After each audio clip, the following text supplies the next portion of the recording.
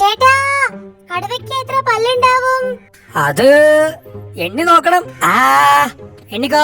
ഇപ്പോഴല്ല, കുട്ടിക്കാലത്ത് കടുവ ശാസ്ത്രത്തിന്റെ ട്യൂഷൻ എടുക്കുന്ന സാറ് ചോദിച്ചതാ. കടുവയ്ക്ക് 1 മാസം പ്രായമുള്ളപ്പോൾ എത്ര പല്ലുണ്ടാവും, 1 വയസ്സിൽ എത്ര പല്ലുണ്ടാവും? അതൊക്കെ കണ്ടുപിടിച്ചു വരാൻ ട്യൂഷൻ സാറ് പറഞ്ഞു. അതൊന്നും പറയാൻ പറ്റില്ല, തീറ്റ പോലെ ഇരിക്കും. തീറ്റ പോലെയോ? അതെ, ഞാൻ കുട്ടിക്കാലത്ത് മുട്ടയാണെന്ന് വിചാരിച്ച് ഒരു പാറക്കല്ല് കടിച്ചു. രണ്ടു പല്ല് അപ്പോഴേ പോയി. അത് ചേട്ടന്റെ കാര്യമല്ലേ? സാധാരണ കടുവകൾക്ക് എത്ര പല്ലുണ്ടാവും എന്നാ ചോദിച്ചത്. ഞാൻ സാധാരണ കടുവയാ, കടുവ ശാസ്ത്രം അറിയില്ലെന്നേ ഉള്ളൂ. പെട്ടെന്ന് പറ ചേട്ടാ, പാറനിഴൽ മരച്ചുവട്ടിലെത്തുന്നതിന് മുൻപ് വേണം. പാറനിഴലോ? അതെ, ആ പാറയുടെ നിഴൽ അടുത്ത മരത്തിന്റെ ചുവട്ടിൽ എത്തുന്നതിന് മുൻപ് ഉത്തരം കണ്ടുപിടിക്കണമെന്ന് സാറ് പറഞ്ഞത്. അയ്യോ, നിഴലെത്താൻ എത്ര നേരം വേണ്ടി വരും? ഏതാണ്ട് 1 മണിക്കൂർ. സൂത്രം സ്ഥലത്തില്ല. ഞാൻ എന്റെ അമ്മാവനോടും ചോദിക്കട്ടെ.